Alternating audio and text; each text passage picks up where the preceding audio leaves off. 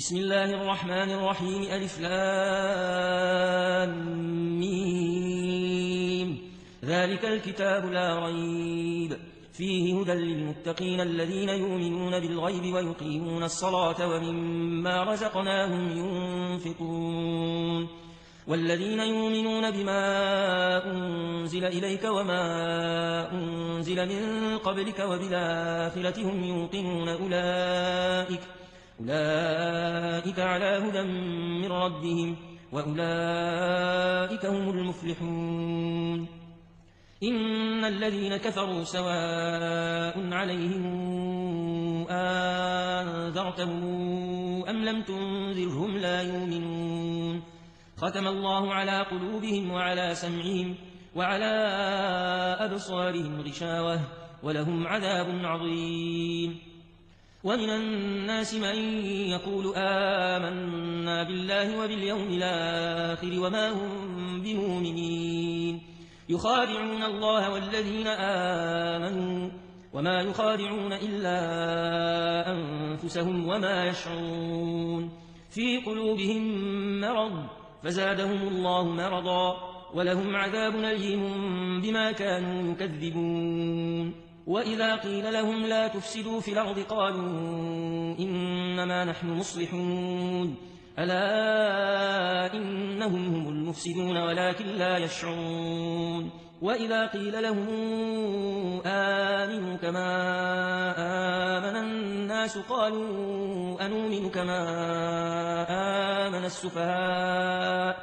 ألا إنهم هم السفهاء ولكن لا يعلمون وإذا لقوا الذين آمنوا قالوا آمنا وإذا خلوا إلى شياطينهم قالوا إنا معكم إنما نحن مستهزئون الله يستهزئ بهم ويمدهم في طغيانهم يعمهون أولئك الذين اشتروا الضلالة بالهدى فما ربحت تجارتهم وما كانوا مهتدين مثلهم كمثل الذي استوقد نارا فلما أضاءت ما حوله ذهب الله بنورهم وتركهم في ظلمات لا يبصرون صم بكم عمي فهم لا يرجعون أو كصيب من السماء فيه ظلمات ورعد وبرق يجعلون أصابعهم في آذانهم من الصواعق حذر الموت والله محيط بالكافرين يكاد البرق يخطف أبصارهم كلما أضاء لهم مشوا فيه وإذا أظلم عليهم قاموا ولو شاء الله لذهب بسمعهم وأبصارهم إن الله على كل شيء قدير يا أيها الناس اعبدوا ربكم الذي خلقكم والذين من قبلكم لعلكم تتقون الذي جعل لكم الأرض فراشا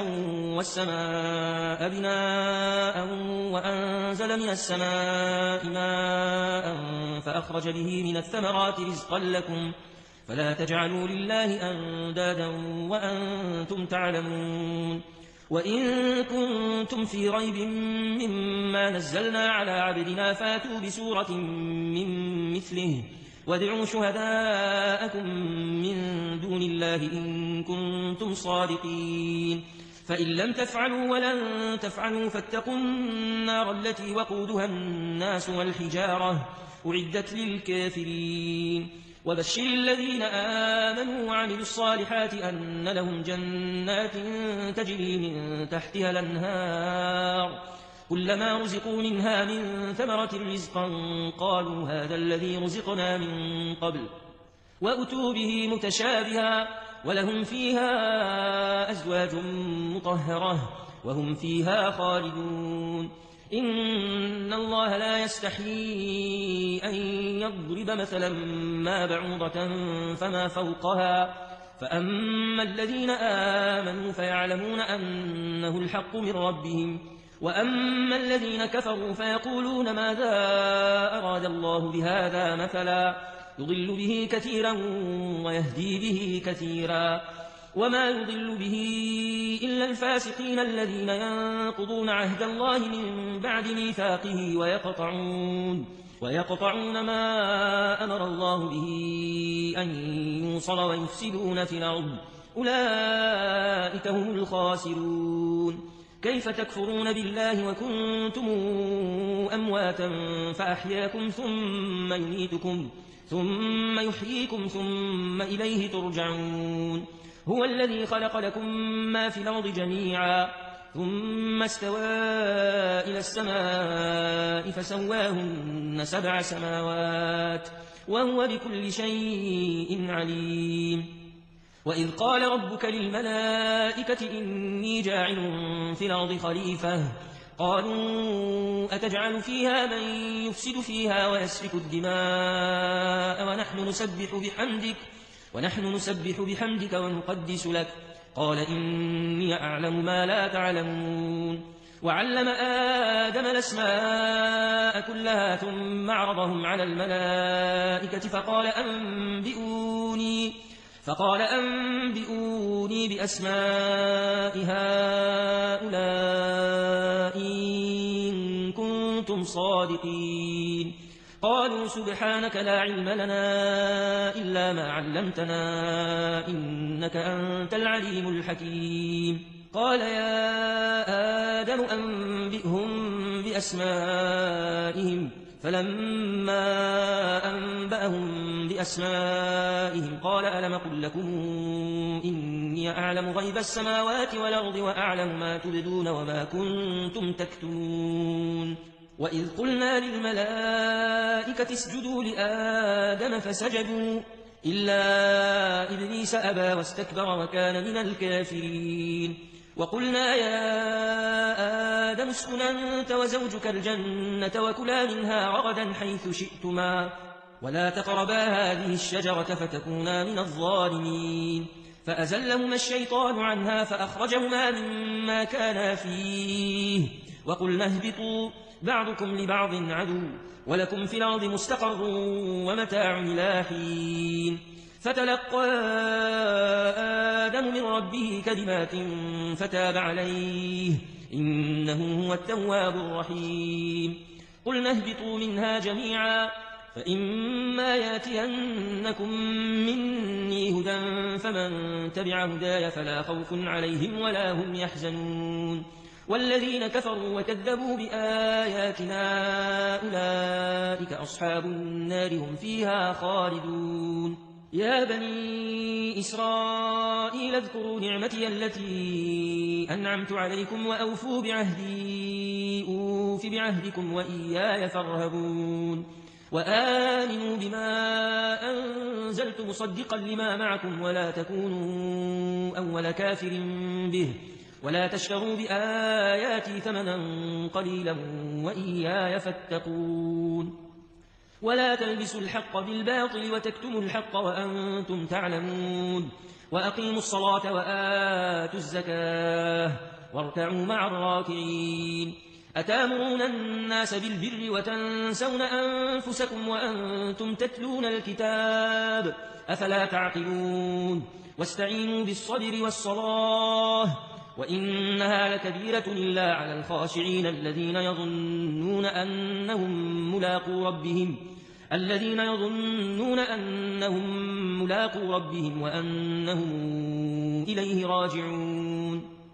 يا بني إسرائيل اذكروا نعمتي التي أنعمت عليكم وأني فضلتكم على العالمين. واتقوا يوما لا تجزي نفس عن نفس شيئا ولا يقبل منها شفاعة ولا يؤخذ منها عدل ولا هم ينصرون. وإذ نجيناكم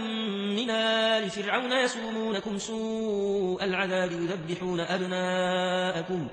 يذبحون أبناءكم ويستحيون نساءكم وفي ذلكم بلاء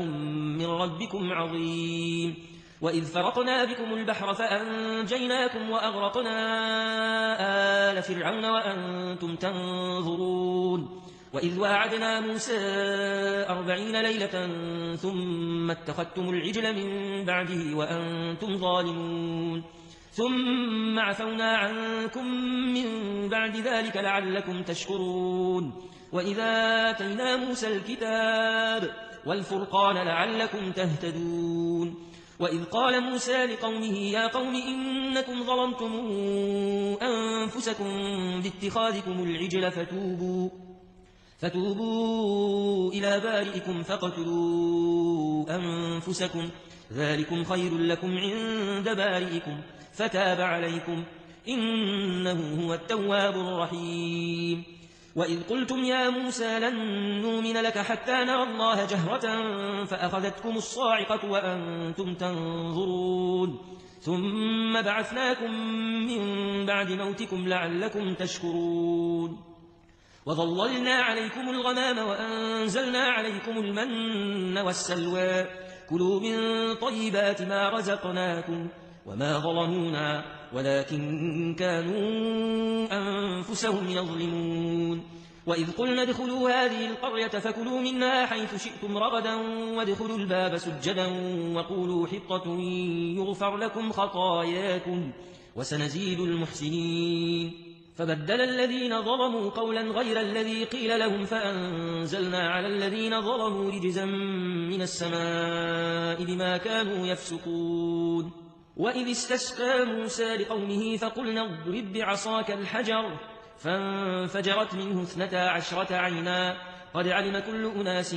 مشربهم كلوا واشربوا من رزق الله ولا تعثوا في الأرض مفسدين وإذ قلتم يا موسى لن نصبر على طعام واحد فادع لنا ربك يخرج لنا مما تنبت الأرض من بقلها وقثائها وثومها وعدسها وبصلها قال أتستبدلون الذي هو أدنى بالذي هو خير اهبطوا مصرا فإن لكم ما سألتم وضربت عليهم الذلة والمسكنة وباءوا بغضب من الله ذلك بأنهم كانوا يكفرون بآيات الله ويقتلون النبيين بغير الحق ذلك بما عصوا وكانوا يعتدون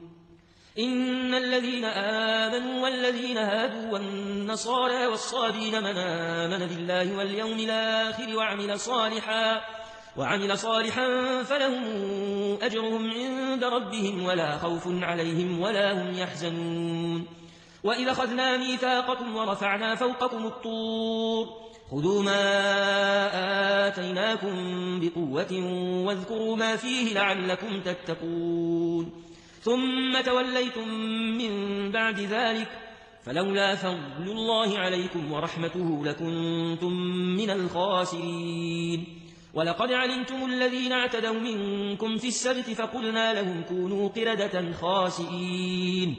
فجعلناها نكالا لما بين يديها وما خلفها وموعظة للمتقين وإذ قال موسى لقومه إن الله يأمركم أن تذبحوا بقرة قالوا أتتخذنا هزؤا قال أعوذ بالله أن أكون من الجاهلين قالوا ادع لنا ربك يبين لنا ما هي قال إنه يقول إنها بقرة لا فارض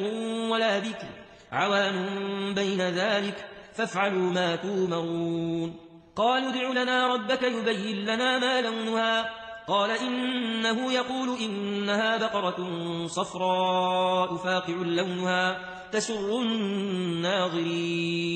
قالوا ادع لنا ربك يبين لنا ما هي إن البقرة شابه علينا وإنا إن شاء الله لمهتدون قال إنه يقول إنها بقرة لا ذلول تثير الأرض ولا تسقي الحرث مسلمة لا شية فيها قالوا لا نجئت بالحق فذبحوها وما كادوا يفعلون وإذ قتلتم نفسا فادارأتم فيها والله مخرج ما كنتم تكتمون فقلنا اضربوه ببعضها كذلك يحيي الله الموتى ويريكم آياته لعلكم تعقلون ثم قست قلوبكم من بعد ذلك فهي كالحجارة أو أشد قسوة وإن من الحجارة لما يتفجر منه الأنهار وإن منها لما يشقق فيخرج منه الماء وإن منها لما يهبط من خشية الله وما الله بغافل عما تعملون أفتطمعون أن يؤمنوا لكم وقد كان فريق منهم يسمعون كلام الله ثم يحرفونه من بعد ما عقلوه وهم يعلمون وإذا لقوا الذين آمنوا قالوا آمنا وإذا خلا بعضهم إلى بعض قالوا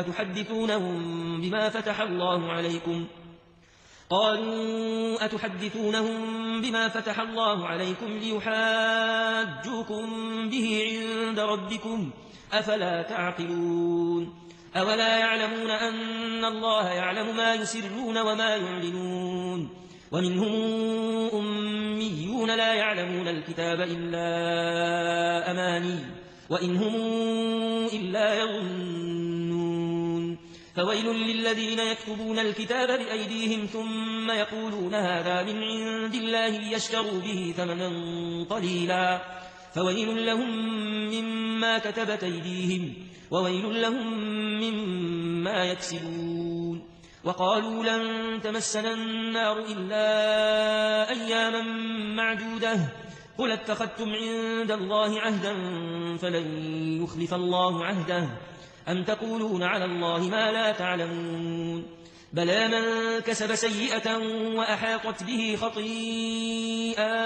فأولئك أصحاب النار هم فيها خالدون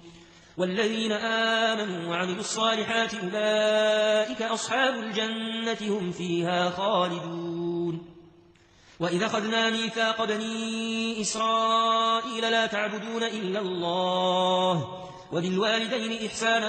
وذي القربى واليتامى والمساكين وقولوا للناس حسنا وأقيموا الصلاة وآتوا الزكاة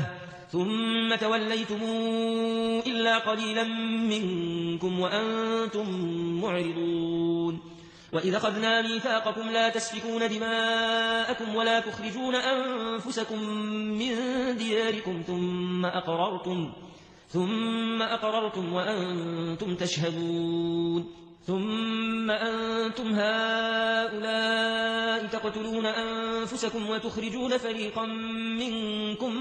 من ديارهم تظاهرون عليهم بالإثم والعدوان وإن ياتوكم أسارى تفادوهم وهو محرم عليكم إخراجهم أفتؤمنون ببعض الكتاب وتكفرون ببعض فما جزاء من يفعل ذلك منكم إلا خزي في الحياة الدنيا ويوم القيامة يردون إلى أشد العذاب وما الله بغافل عما يعملون أولئك الذين اشتروا الحياة الدنيا بالآخرة فلا يخفف عنهم العذاب ولا هم ينصرون ولقد آتينا موسى الكتاب وقفينا من بعده بالرسل وآتينا عيسى ابن مريم البينات وأيدناه بروح القدس أفكلما جاءكم رسول بما لا تهوى أنفسكم استكبرتم ففريقا كذبتم وفريقا تقتلون وقالوا قلوبنا غلف بل لعنهم الله بكفرهم فقليلا ما يؤمنون ولما جاءهم كتاب من عند الله مصدق لما معهم وكانوا من قبل يستفتحون على الذين كفروا فلما جاءهم ما عرفوا كفروا به فلعنة الله على الكافرين بئس ما اشتروا به أنفسهم أن يكفروا بما أنزل الله بغيا أن ينزل الله من فضله على من يشاء من عباده فباءوا بغضب على غضب وللكافرين عذاب مهين وإذا قيل لهم آمنوا بما أنزل الله قالوا نؤمن بما أنزل علينا ويكفرون بما وراءه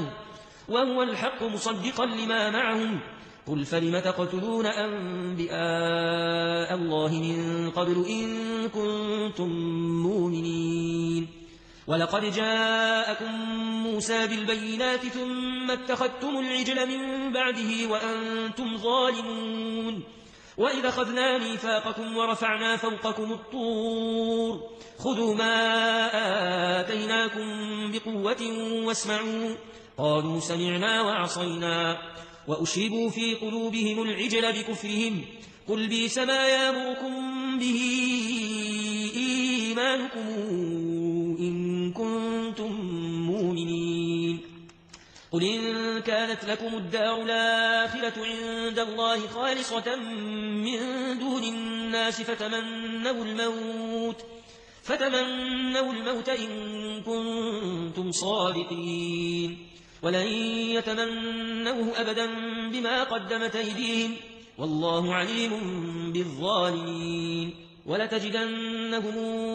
أحرص الناس على حياة ومن الذين أشركوا يود أحدهم لو يعمر 1000 سنة وما هو بمزحزحه من العذاب أن يعمر والله بصير بما يعملون قل من كان عدوا لجبريل فإنه نزله على قلبك بإذن الله مصدقا لما بين يديه وهدى وبشرى للمؤمنين من كان عدوا لله وملائكته ورسله وجبريل وميكائيل فإن الله عدو للكافرين ولقد أنزلنا إليك آيات بينات وما يكفر بها إلا الفاسقون أو كلما عاهدوا عهدا نبذه فريق منهم بل أكثرهم لا يؤمنون ولما جاءهم رسول من عند الله مصدق لما معهم نبذ فريق من الذين أوتوا الكتاب كتاب الله وراء ظهورهم كأنهم لا يعلمون واتبعوا ما تتلو الشياطين على ملك سليمان وما كفر سليمان ولكن الشياطين كفروا يعلمون الناس السحر وما أنزل على الملكين ببابل هاروت وماروت وما يعلمان من أحد حتى يقولا إنما نحن فتنة فلا تكفر فيتعلمون منهما ما يفرقون به بين المرء وزوجه وما هم بضارين به من أحد إلا بإذن الله ويتعلمون ما يضرهم ولا ينفعهم ولقد علموا لمن اشتراه ما له في الآخرة من خلاق ولبئس ما شروا به أنفسهم لو كانوا يعلمون ولو أنهم آمنوا واتقوا لمثوبة من عند الله خير لو كانوا يعلمون يا أيها الذين آمنوا لا تقولوا راعنا وقولوا انظرنا واسمعوا وللكافرين عذاب أليم ما يود الذين كفروا من أهل الكتاب ولا المشركين أن ينزل عليكم من خير من ربكم والله يختص برحمته من يشاء والله ذو الفضل العظيم ما ننسخ من آية أو ننسها نات بخير منها أو مثلها ألم تعلم أن الله على كل شيء قدير ألم تعلم أن الله له ملك السماوات والأرض وما لكم من دون الله من ولي ولا نصير أم تريدون أن تسألوا رسولكم كما سئل موسى من قبل ومن يتبدل الكفر بالإيمان فقد ضل سواء السبيل ود كثير من أهل الكتاب لو يردونكم من بعد إيمانكم كفارا حسدا من عند أنفسهم من بعد ما تبين لهم الحق فاعفوا واصفحوا حتى ياتي الله بأمره إن الله على كل شيء قدير وأقيموا الصلاة وآتوا الزكاة وما تقدموا لأنفسكم من خير تجدوه عند الله إن الله بما تعملون بصير وقالوا لن يدخل الجنة إلا من كان هودا أو نصارى تلك أمانيهم قل هاتوا برهانكم إن كنتم صادقين بلى من أسلم وجهه لله وهو محسن فله أجره عند ربه ولا خوف عليهم ولا هم يحزنون وقالت اليهود ليست النصارى على شيء وقالت النصارى ليست اليهود على شيء وهم يتلون الكتاب كذلك قال الذين لا يعلمون مثل قولهم فالله يحكم بينهم يوم القيامة فيما كانوا فيه يختلفون ومن أظلم ممن منع مساجد الله أن يذكر فيها اسمه وسعى في خرابها أولئك ما كان لهم أن يدخلوها إلا خائفين لهم في الدنيا خزي ولهم في الآخرة عذاب عظيم ولله المشرق والمغرب فأينما تولوا فثم وجه الله إن الله واسع عليم وقالوا اتخذ الله ولدا سبحانه بل له ما في السماوات والأرض كل له قانتون بديع السماوات والأرض وإذا قضى أمرا فإنما يقول له كن فيكون وقال الذين لا يعلمون لولا يكلمنا الله أو تاتينا آية كذلك قال الذين من قبلهم مثل قولهم تشابهت قلوبهم قد بينا الآيات لقوم يوقنون إنا أرسلناك بالحق بشيرا ونذيرا ولا تسأل عن أصحاب الجحيم ولن ترضى عنك اليهود ولا النصارى حتى تتبع ملتهم قل إن هدى الله هو الهدى ولئن اتبعت أهواءهم بعد الذي جاءك من العلم ما لك من الله من ولي ولا نصير الذين آتيناهم الكتاب يتلونه حق تلاوته أولئك يؤمنون به ومن يكفر به فأولئك هم الخاسرون يا بني إسرائيل اذكروا نعمتي التي أنعمت عليكم وأني فضلتكم على العالمين واتقوا يوما لا تجزي نفس عن نفس شيئا ولا يقبل منها عدل ولا تنفعها شفاعة ولا هم ينصرون وإذ ابتلى إبراهيم ربه بكلمات فأتمهن قال إني جاعلك للناس إماما قال ومن ذريتي قال لا ينال عهدي الظالمين وإذ جعلنا البيت مثابة للناس وأمنا واتخذوا من مقام إبراهيم مصلى وعهدنا إلى إبراهيم وإسماعيل أن طهرا بيتي للطائفين والعاكفين والركع السجود وإذ قال إبراهيم رب اجعل هذا بلدنا آمنا وارزق أهله من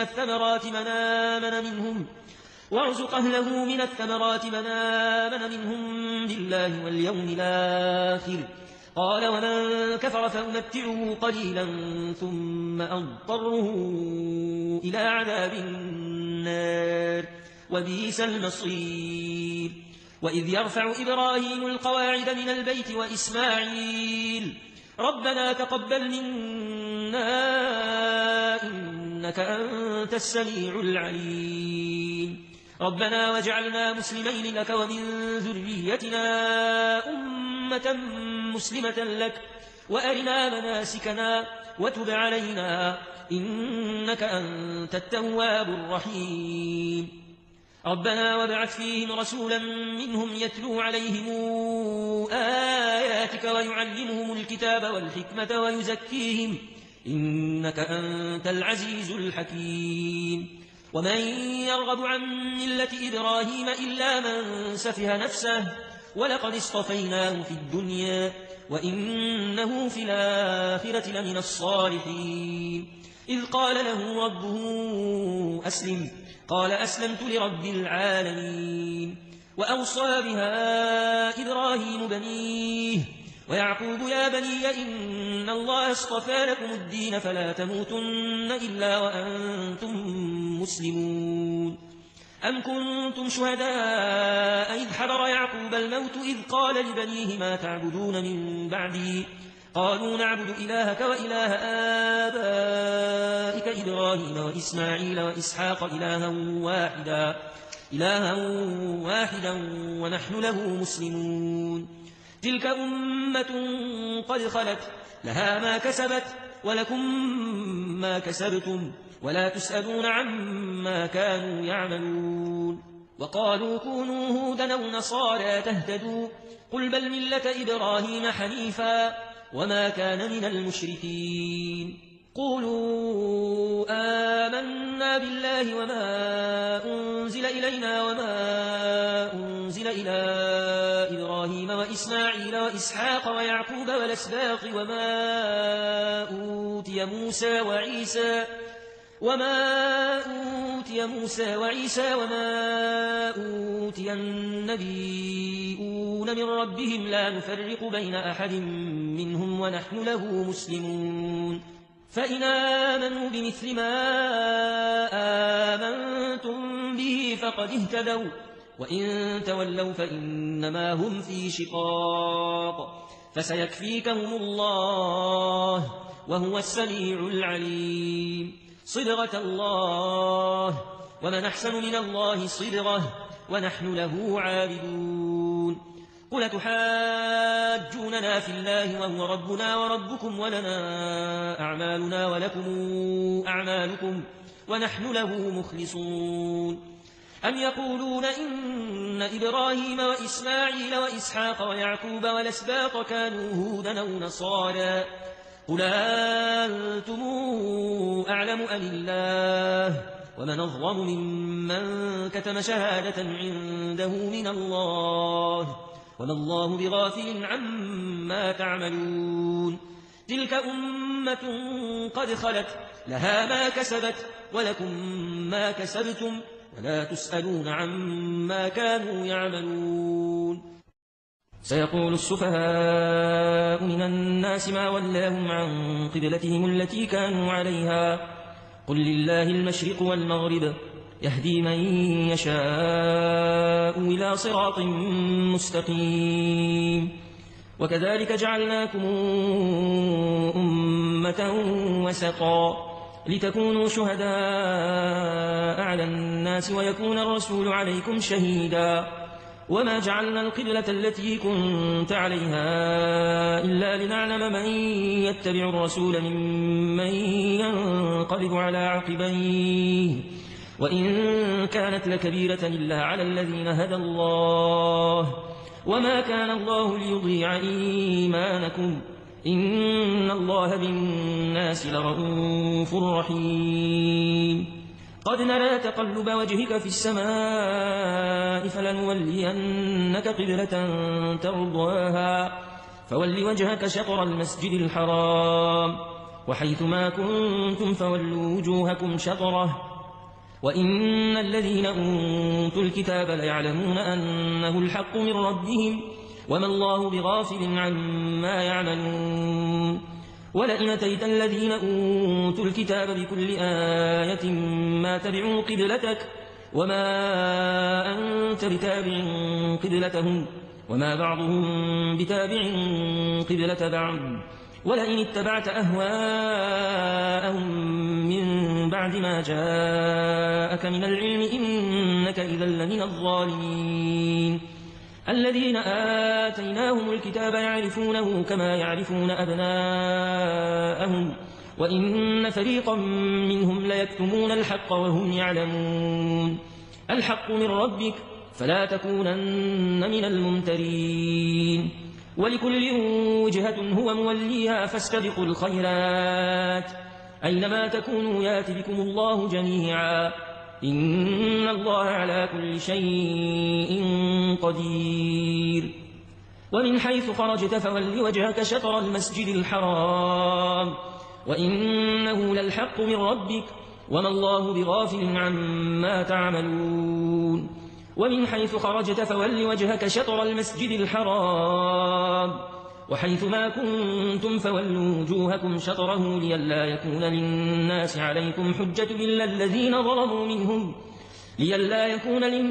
عليكم حجة إلا الذين ظلموا منهم فلا تخشوهم واخشوني ولأتم نعمتي عليكم ولعلكم تهتدون كما أرسلنا فيكم رسولا منكم يتلو عليكم آياتنا ويزكيكم ويعلمكم الكتاب والحكمة ويعلمكم ما لم تكونوا تعلمون فاذكروني أذكركم واشكروا لي ولا تكفرون يا أيها الذين آمنوا استعينوا بالصبر والصلاة إن الله مع الصابرين ولا تقولوا لمن يقتل في سبيل الله أموات بل أحياء ولكن لا تشعرون ولنبلونكم بشيء من الخوف والجوع ونقص من الأموال والأنفس والثمرات وبشر الصابرين الذين إذا أصابتهم مصيبة قالوا إنا لله وإنا إليه راجعون أولئك عليهم صلوات من ربهم ورحمة وأولئك هم المهتدون إن الصفا والمروة من شعائر الله فمن حج البيت أو اعتمر فلا جناح عليه أن يطوف بهما ومن تطوع خيرا فإن الله شاكر عليم إن الذين يكتمون ما أنزلنا من البينات والهدى من بعد ما بيناه للناس في الكتاب أولئك يلعنهم الله ويلعنهم اللاعنون إلا الذين تابوا وأصلحوا وبينوا فأولئك أتوب عليهم وأنا التواب الرحيم إن الذين كفروا وماتوا وهم كفار أولئك عليهم لعنة الله والملائكة والناس أجمعين خالدين فيها لا يخفف عنهم العذاب ولا هم ينظرون وإلهكم إله واحد لا إله إلا هو الرحمن الرحيم إن في خلق السماوات والأرض واختلاف الليل والنهار والفلك التي تجري في البحر بما ينفع الناس وما أنزل الله من السماء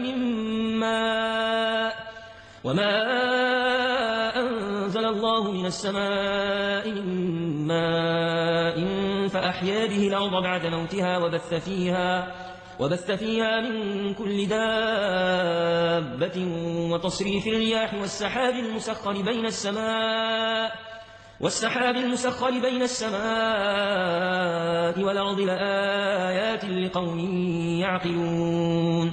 ومن الناس من يتخذ من دون الله أندادا يحبونهم كحب الله والذين آمنوا أشد حبا لله ولو ترى الذين ظلموا إذ يرون العذاب أن القوة لله جميعا وأن الله شديد العذاب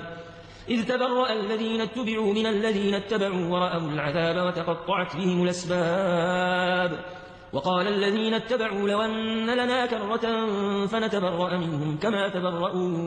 منا كذلك يريهم الله أعمالهم حسرات عليهم وما هم بخارجين من النار يا أيها الناس كلوا مما في الأرض حلالا طيبا ولا تتبعوا خطوات الشيطان إنه لكم عدو مبين إنما يأمركم بالسوء والفحشاء وأن تقولوا على الله ما لا تعلمون وإذا قيل لهم اتبعوا ما أنزل الله قالوا بل نتبع ما ألفينا عليه آباءنا أولو كان آباؤهم لا يعقلون شيئا ولا يهتدون ومثل الذين كفروا كمثل الذي ينعق بما لا يسمع إلا دعاء ونداء صم بكم عمي فهم لا يعقلون يا أيها الذين آمنوا كلوا من طيبات ما رزقناكم واشكروا لله إن كنتم إياه تعبدون إنما حرم عليكم الميتة والدم ولحم الخنزير وما أهل به لغير الله فمن اضطر غير باغ ولا عاد فلا إثم عليه إن الله غفور رحيم إن الذين يكتمون ما أنزل الله من الكتاب ويشترون به ثمنا قليلا أولئك ما يأكلون في بطونهم إلا النار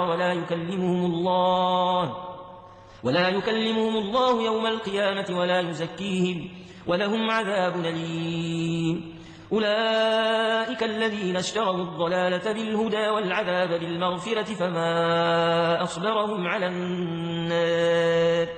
ذلك بأن الله نزل الكتاب بالحق وإن الذين اختلفوا في الكتاب لفي شقاق بعيد ليس البر أن تولوا وجوهكم قبل المشرق والمغرب ولكن البر من آمن بالله واليوم الآخر والملائكة والكتاب والنبيين وآتى المال على حبه ذوي القربى واليتامى والمساكين وابن السبيل والسائلين وفي الرقاب وأقام الصلاة وآتى الزكاة والموفون بعهدهم إذا عاهدوا والصابرين في البأساء والضراء وحين البأس أولئك الذين صدقوا وأولئك هم المتقون يا أيها الذين آمنوا كتب عليكم القصاص في القتلى الحر بالحر والعبد بالعبد والأنثى بالأنثى فمن عفي له من أخيه شيء فاتباع بالمعروف وأداء إليه بإحسان ذلك تخفيف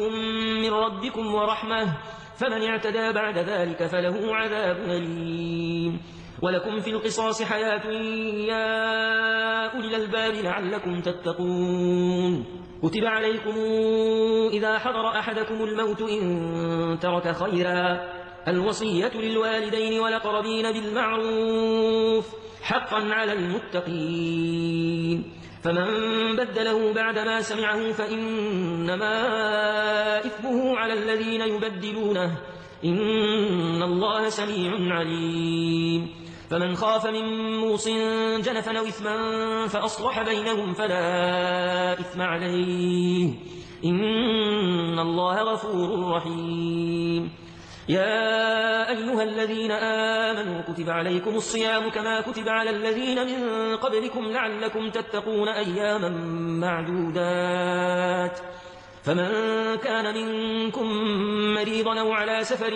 فعدة من أيام أخر وعلى الذين يطيقونه فدية طعام مساكين فمن تطوع خيرا فهو خير له وأن تصوموا خير لكم إن كنتم تعلمون شهر رمضان الذي أنزل فيه القرآن هدى للناس وبينات من الهدى والفرقان فمن شهد منكم الشهر فليصمه ومن كان مريضا أو على سفر فعدة من أيام أخر يريد الله بكم اليسر ولا يريد بكم العسر ولتكملوا العدة ولتكبروا الله على ما هداكم ولعلكم تشكرون وإذا سألك عبادي عني فإني قريب أجيب دعوة الداعي إذا دعان فليستجيبوا لي وليؤمنوا بي لعلهم يرشدون.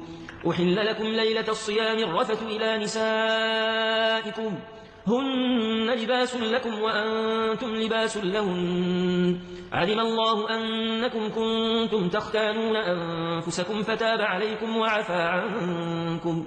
فلا نباشروهن وابتغوا ما كتب الله لكم وكلوا واشربوا حتى يتبين لكم الخيط الأبيض من الخيط الأسود من الفجر ثم أتموا الصيام إلى الليل ولا تباشروهن وأنتم عاكفون في المساجد تلك حدود الله فلا تقربوها كذلك يبين الله آياته للناس لعلهم يتقون. ولا تأكلوا أموالكم بينكم بالباطل وتدلوا بها إلى الحكام لتأكلوا فريقا من أموال الناس بالإثم وأنتم تعلمون. يسألونك عن الأهلة قل هي مواقيت للناس والحج وليس البر بأن تاتوا البيوت من ظهورها ولكن البر من اتقى واتوا البيوت من أبوابها واتقوا الله لعلكم تفلحون. وقاتلوا في سبيل الله الذين يقاتلونكم ولا تعتدوا إن الله لا يحب المعتدين. واقتلوهم حيث ثقفتموهم وأخرجوهم من حيث أخرجوكم والفتنة أشد من القتل ولا تقاتلوهم عند المسجد الحرام حتى يقاتلوكم فيه فإن قاتلوكم فاقتلوهم كذلك جزاء الكافرين. فإن انتهوا فإن الله غفور رحيم. وقاتلوهم حتى لا تكون فتنة ويكون الدين لله فإن انتهوا فلا عدوان إلا على الظالمين. الشهر الحرام بالشهر الحرام والحرمات قصاص فمن اعتدى عليكم فاعتدوا عليه بمثل ما اعتدى عليكم واتقوا الله واعلموا أن الله مع المتقين. وأنفقوا في سبيل الله ولا تلقوا بأيديكم إلى التهلكة وأحسنوا إن الله يحب المحسنين. وأتموا الحج والعمرة لله فإن احصرتم فما استيسر من الهدي ولا تحلقوا رؤوسكم حتى يبلغ الهدي محله فمن كان منكم مريضا أو به أذى من رأسه ففدية من صيام أو صدقة أو نسك فإذا أمنتم فمن تمتع بالعمرة إلى الحج فما استيسر من الهدي فمن لم يجد فصيام 3 أيام في الحج و7 إذا رجعتم تلك 10 كاملة ذلك لمن لم يكن أهله حاضر المسجد الحرام واتقوا الله واعلموا أن الله شديد العقاب. الحج أشهر معلومات فمن فرض فيهن الحج فلا رفث ولا فسوق ولا جدال في الحج وما تفعلوا من خير يعلمه الله وتزودوا فإن خير الزاد التقوى واتقون يا أولي الألباب. ليس عليكم جناح أن تبتغوا فضلا من ربكم فإذا أفضتم من عرفات فاذكروا الله عند المشعر الحرام واذكروه كما هداكم وإن كنتم من قبله لمن الضالين.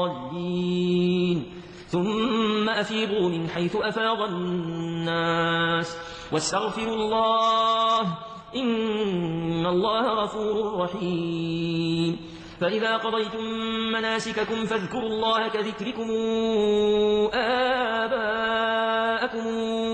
أو أشد ذكرا فمن الناس من يقول ربنا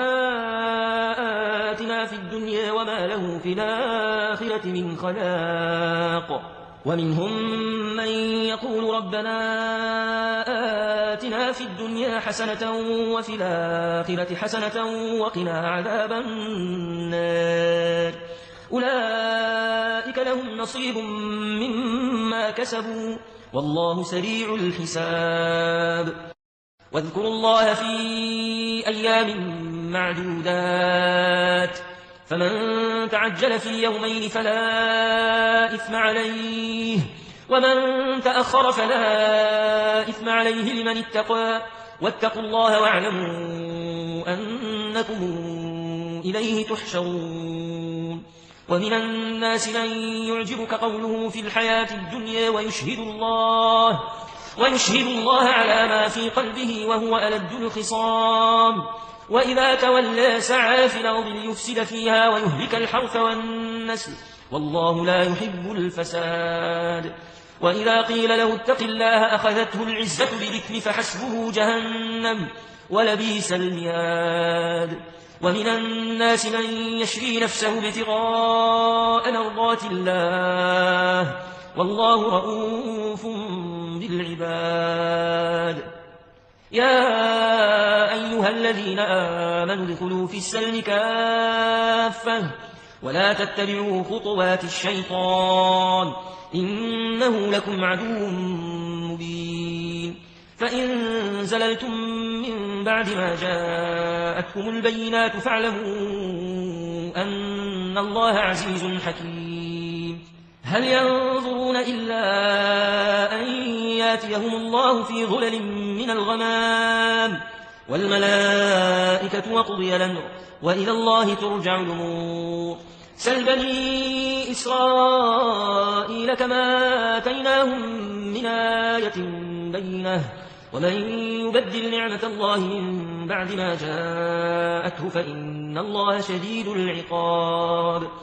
زين للذين كفروا الحياة الدنيا ويسخرون من الذين آمنوا والذين اتقوا فوقهم يوم القيامة والله يرزق من يشاء بغير حساب. كان الناس أمة واحدة فبعث الله النبيين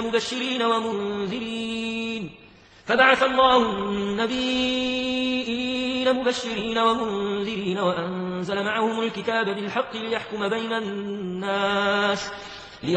الناس فيما اختلفوا فيه وما اختلف فيه إلا الذين أوتوه من بعد ما جاءتهم البينات بغيا بينهم فهدى الله الذين آمنوا لما اختلفوا فيه من الحق بإذنه والله يهدي من يشاء إلى صراط مستقيم. أم حسبتم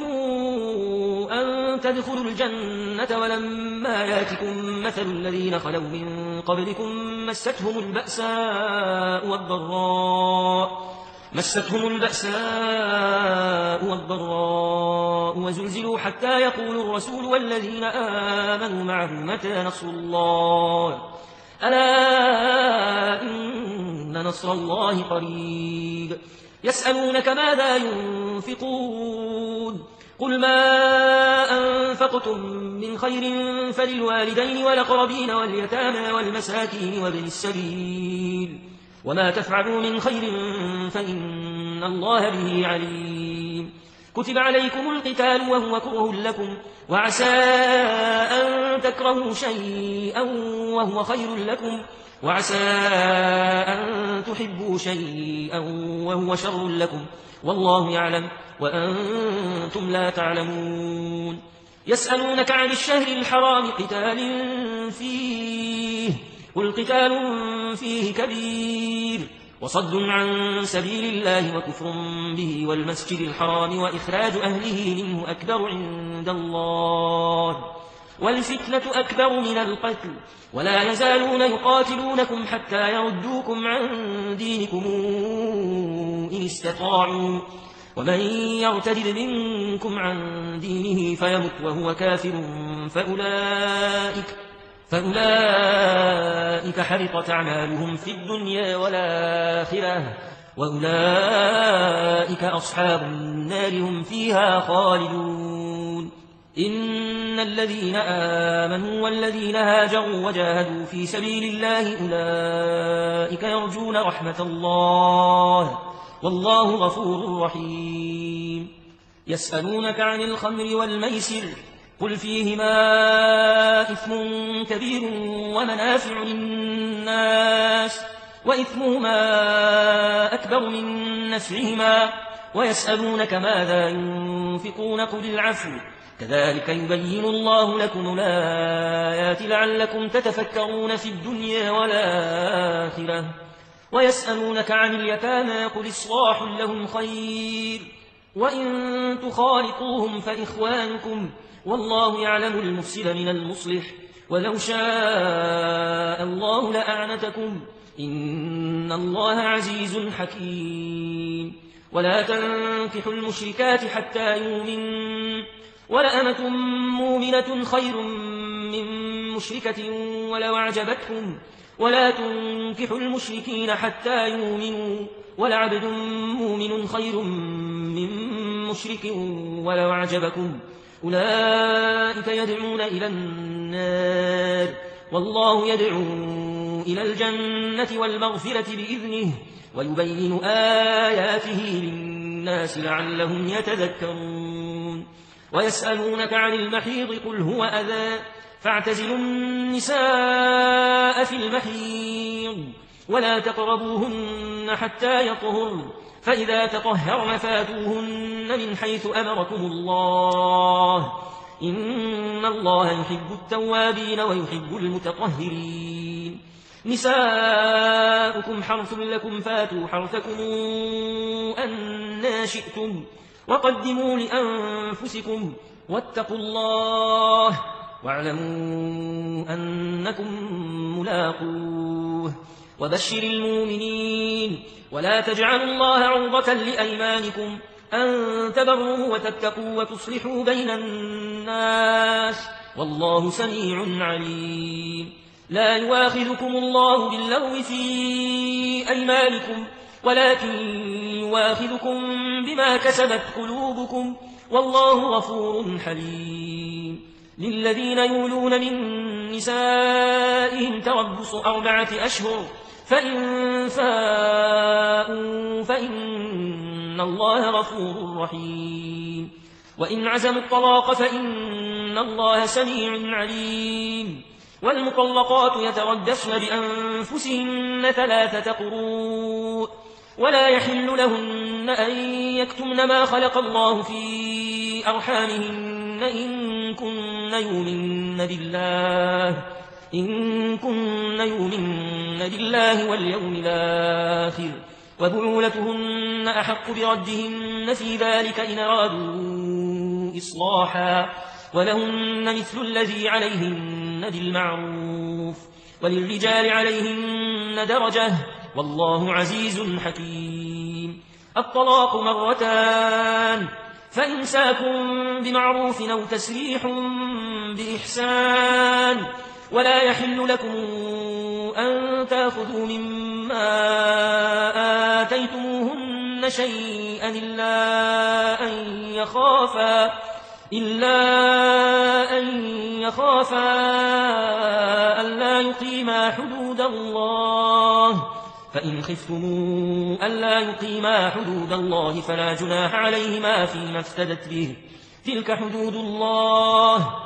فلا تعتدوها ومن يتعد حدود الله فأولئك هم الظالمون فإن طلقها فلا تحل له من بعد حتى تنكح زوجا غيره فإن طلقها فلا جناح عليهما أن يتراجعا إن ظنا أن يقيما حدود الله وتلك حدود الله يبينها لقوم يعلمون وإذا طلقتم النساء فبلغن أجلهن فأمسكوهن بمعروف أو سرحوهن بمعروف ولا تمسكوهن ضرارا لتعتدوا ومن يفعل ذلك فقد ظلم نفسه ولا تتخذوا آيات الله هزؤا واذكروا نعمة الله عليكم وما أنزل عليكم من الكتاب والحكمة يعظكم به واتقوا الله واعلموا أن الله بكل شيء عليم وإذا طلقتم النساء فبلغن أجلهن فلا تعذروهن أن ينكحن أزواجهن إذا تراضوا بينهم بالمعروف ذلك يوعظ به من كان منكم يؤمن بالله واليوم الآخر ذلكم أزكى لكم وأطهر والله يعلم وأنتم لا تعلمون والوالدات يرضعن أولادهن حولين كاملين لمن أراد أن يتم الرضاعة وعلى المولود له رزقهن وكسوتهن بالمعروف لا تكلف نفس إلا وسعها لا تضار والدة بولدها ولا مولود له بولده وعلى الوارث مثل ذلك فإن أرادا فصالا عن تراض منهما وتشاور فلا جناح عليهما وإن أردتم أن تسترضعوا أولادكم فلا جناح عليكم إذا سلمتم ما آتيتم بالمعروف واتقوا الله واعلموا أن الله بما تعملون بصير والذين يتوفون منكم ويذرون أزواجا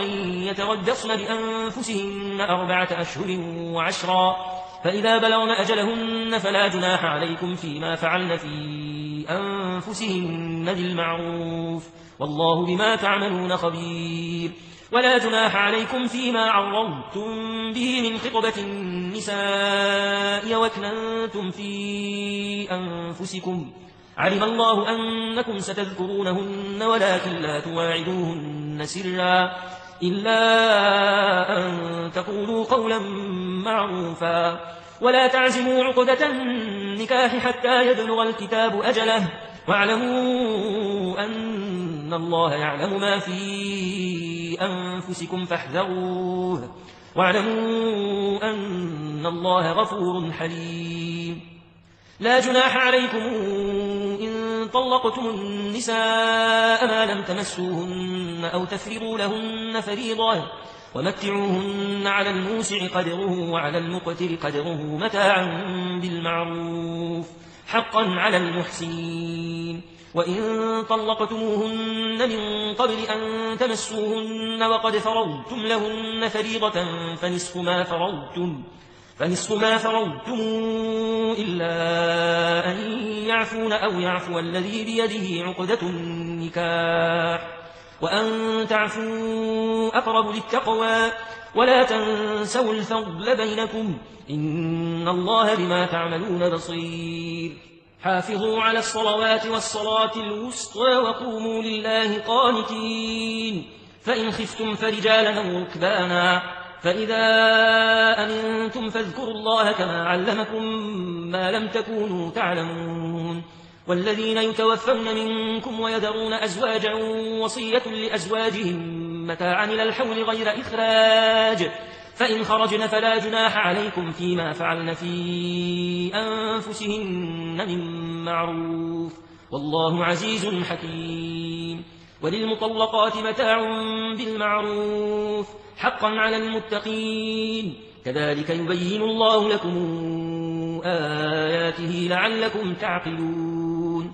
ألم تر إلى الذين خرجوا من ديارهم وهم ألوف حذر الموت فقال لهم الله موتوا ثم أحياهم إن الله لذو فضل على الناس ولكن أكثر الناس لا يشكرون وقاتلوا في سبيل الله واعلموا أن الله سميع عليم من ذا الذي يقرض الله قرضا حسنا فيضاعفه له أضعافا كثيرا والله يقبض ويبسط وإليه ترجعون ألم تر إلى الملأ من بني إسرائيل من بعد موسى إذ قالوا لنبي له ابعث لنا ملكا نقاتل في سبيل الله قال هل عسيتم إن كتب عليكم القتال ألا تقاتلوا قالوا وما لنا ألا نقاتل في سبيل الله وقد أخرجنا من ديارنا وأبنائنا فلما كتب عليهم القتال تولوا إلا قليلا منهم والله عليم بالظالمين وقال لهم نبيهم إن الله قد بعث لكم طالوت ملكا قالوا أنى يكون له الملك علينا ونحن أحق بالملك منه ولم يؤت سعة من المال. قال إن الله اصطفاه عليكم وزاده بسطة في العلم والجسم والله يؤتي ملكه من يشاء والله واسع عليم. وقال لهم نبيهم إن آية ملكه أن يأتيكم التابوت فيه سكينة من ربكم وبقية مما ترك آل موسى وآل هارون تحمله الملائكة إن في ذلك لآية لكم إن كنتم مؤمنين. فلما فصل طالوت بالجنود قال إن الله مبتليكم بنهر فمن شرب منه فليس مني ومن لم يطعمه فإنه مني إلا من اغترف غرفة بيده فشربوا منه إلا قليلا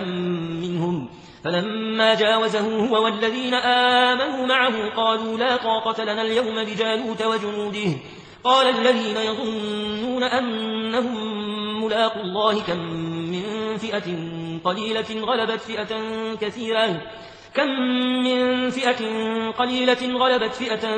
كثيرة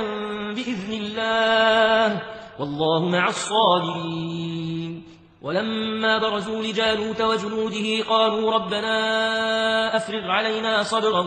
وثبت أقدامنا وانصرنا على القوم الكافرين فهزموهم بإذن الله. وقتل داود جالوت وآتاه الله الملك والحكمة وعلمه مما يشاء ولولا دفاع الله الناس بعضهم ببعض لفسدت الأرض ولكن الله ذو فضل على العالمين. تلك آيات الله نتلوها عليك بالحق وإنك لمن المرسلين. تلك الرسل فضلنا بعضهم على بعض منهم من كلم الله ورفع بعضهم درجات وآتينا عيسى ابن مريم البينات وأيدناه بروح القدس ولو شاء الله ما اقتتل الذين من بعدهم من بعد ما جاءتهم البينات ولكن اختلفوا فمنهم من آمن ومنهم من كفر ولو شاء الله ما اقتتلوا ولكن الله يفعل ما يريد. يا أيها الذين آمنوا أنفقوا مما رزقناكم من قبل أن ياتي يوم لا بيع فيه ولا خلة ولا شفاعة والكافرون هم الظالمون. الله لا إله إلا هو الحي القيوم لا تأخذه سنة ولا نوم له ما في السماوات وما في الأرض من ذا الذي يشفع عنده إلا بإذنه يعلم ما بين أيديهم وما خلفهم ولا يحيطون بشيء من علمه إلا بما شاء وسع كرسيه السماوات والأرض ولا يؤوده حفظهما وهو العلي العظيم. لا إكراه في الدين قد تبين الرشد من الغي فمن يكفر بالطاغوت ويؤمن بالله فقد استمسك بالعروة الوثقى لا انفصام لها والله سميع عليم. الله ولي الذين آمنوا يخرجهم من الظلمات إلى النور والذين كفروا أولياؤهم الطاغوت يخرجونهم من النور إلى الظلمات أولئك أصحاب النار هم فيها خالدون. ألم تر إلى الذي حاج إبراهيم في ربه أن آتاه الله الملك إذ قال إبراهيم ربي الذي يحيي ويميت قال أنا أحيي وأميت قال إبراهيم فإن الله يأتي بالشمس من المشرق فات بها من المغرب فبهت الذي كفر والله لا يهدي القوم الظالمين. أو كالذي مر على قرية وهي خاوية على عروشها قال أنى يحيي هذه الله بعد موتها فأماته الله 100 عام ثم بعثه قال كم لبثت قال لبثت يوما أو بعض يوم قال بل لبثت 100 عام فانظر إلى طعامك وشرابك لم يتسنه وانظر إلى حمارك ولنجعلك آية للناس وانظر إلى العظام كيف ننشرها ثم نكسوها لحما فلما تبين له قال أعلم أن الله على كل شيء قدير وإذ قال إبراهيم رب أرني كيف تحيي الموتى قال أولم تؤمن قال بلى ولكن ليطمئن قلبي قال فخذ 4 من الطير فصرهن إليك ثم اجعل على كل جبل منهن جزءا ثم ادعهن ياتينك سعيا واعلم أن الله عزيز حكيم مثل الذين ينفقون أموالهم في سبيل الله كمثل حبة أنبتت 7 سنابل في كل سنبلة 100 حبة والله يضاعف لمن يشاء والله واسع عليم الذين ينفقون أموالهم في سبيل الله ثم لا يتبعون ما أنفقوا منا ولا أذى لهم أجرهم عند ربهم ولا خوف عليهم ولا هم يحزنون قول معروف ومغفرة خير من صدقة يتبعها أذى والله غني حليم يا أيها الذين آمنوا لا تبطلوا صدقاتكم بالمن والأذى كالذي ينفق ماله رئاء الناس ولا يؤمن بالله واليوم الآخر فمثله كمثل صفوان عليه تراب فأصابه وابل فتركه صلدا لا يقدرون على شيء مما كسبوا والله لا يهدي القوم الكافرين ومثل الذين ينفقون أموالهم ابتغاء مرضات الله وتثبيتا من أنفسهم كمثل جنة بربوة أصابها وابل فآتت أكلها ضعفين فإن لم يصبها وابل فطل والله بما تعملون بصير أيود أحدكم أن تكون له جنة من نخيل وأعناب تجري من تحتها الأنهار له فيها من كل الثمرات وأصابه الكبر وله ذرية ضعفاء فأصابها إعصار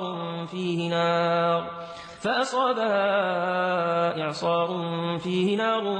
فاحترقت كذلك يبين الله لكم الآيات لعلكم تتفكرون يا أيها الذين آمنوا أنفقوا من طيبات ما كسبتم ومما أخرجنا لكم من الأرض ولا تيمموا الخبيث منه تنفقون ولستم بآخذيه إلا أن تغمضوا فيه واعلموا أن الله غني حميد الشيطان يعدكم الفقر ويأمركم بالفحشاء والله يعدكم مغفرة منه وفضلا والله واسع عليم يؤتي الحكمة من يشاء ومن يؤت الحكمة فقد أوتي خيرا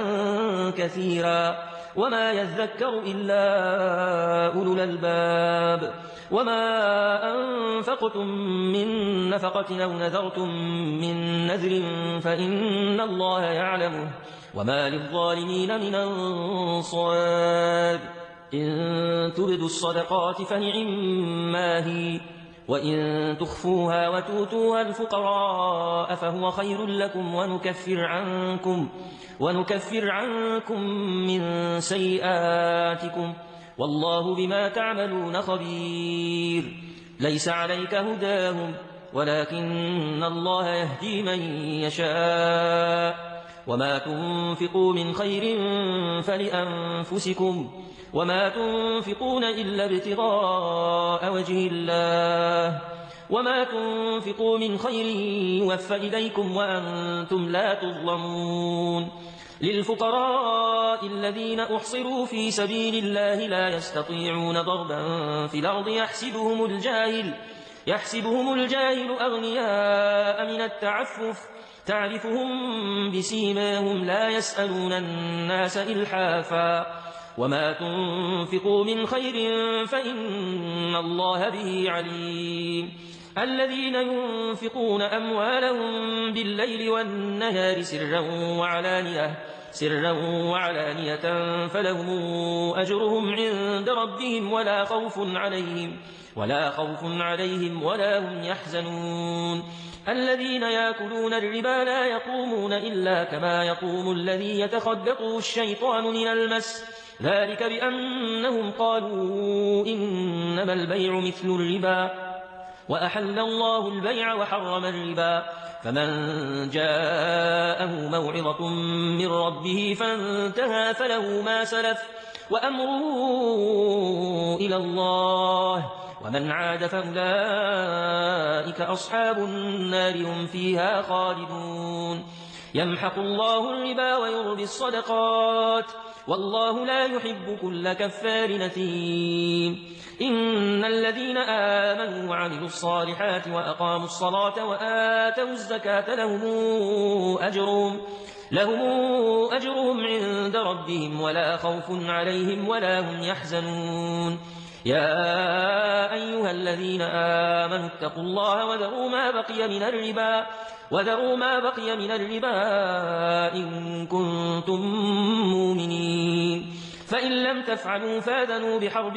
من الله ورسوله وإن تبتم فلكم رؤوس أموالكم لا تظلمون ولا تظلمون وإن كان ذو عسرة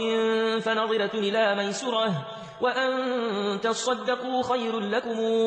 إن كنتم تعلمون واتقوا يوما ترجعون فيه إلى الله ثم توفى كل نفس ما كسبت وهم لا يظلمون يا أيها الذين آمنوا إذا تداينتم بدين إلى أجل مسمى فاكتبوه وليكتب بينكم كاتب بالعدل ولا ياب كاتب أن يكتب كما علمه الله فليكتب وليملل الذي عليه الحق وليتق الله ربه ولا يبخس منه شيئا فإن كان الذي عليه الحق سفيها أو ضعيفا أو لا يستطيع أن يمله فليملل وليه بالعدل واستشهدوا شهيدين من رجالكم فإن لم يكونا رجلين فرجل وامرأتان ممن ترضون من الشهداء أن تضل إحداهما فتذكر إحداهما الأخرى ولا ياب الشهداء إذا ما دعوا ولا تسأموا أن تكتبوه صغيرا أو كبيرا إلى أجله ذلكم أقسط عند الله وأقوم للشهادة وأدنى ألا ترتابوا إلا أن تكون تجارة حاضرة تديرونها بينكم فليس عليكم جناح ألا تكتبوها وأشهدوا إذا تبايعتم ولا يضار كاتب ولا شهيد وإن تفعلوا فإنه فسوق بكم واتقوا الله ويعلمكم الله والله بكل شيء عليم وإن كنتم على سفر ولم تجدوا كاتبا فرهان مقبوضة فإن أمن بعضكم بعضا فليؤدي الذي تمن أمانته وليتق الله ربه ولا تكتموا الشهادة ومن يكتمها فإنه آثم قلبه والله بما تعملون عليم لله ما في السماوات وما في الأرض وإن تبدوا ما في أنفسكم أو تخفوه يحاسبكم به الله فيغفر لمن يشاء ويعذب من يشاء والله على كل شيء قدير آمن الرسول بما أنزل إليه من ربه والمؤمنون كلنا آمن بالله وملائكته وكتبه ورسله لا نفرق بين أحد من رسله وقالوا سمعنا وأطعنا غفرانك ربنا وإليك المصير لا يكلف الله نفسا إلا وسعها لها ما كسبت وعليها ما اكتسبت ربنا لا تؤاخذنا إن نسينا أو أخطأنا ربنا ولا تحمل علينا إصرا كما حملته على الذين من قبلنا ربنا ولا تحملنا ما لا طاقة لنا به واعف عنا واغفر لنا وارحمنا أنت مولانا فانصرنا على القوم الكافرين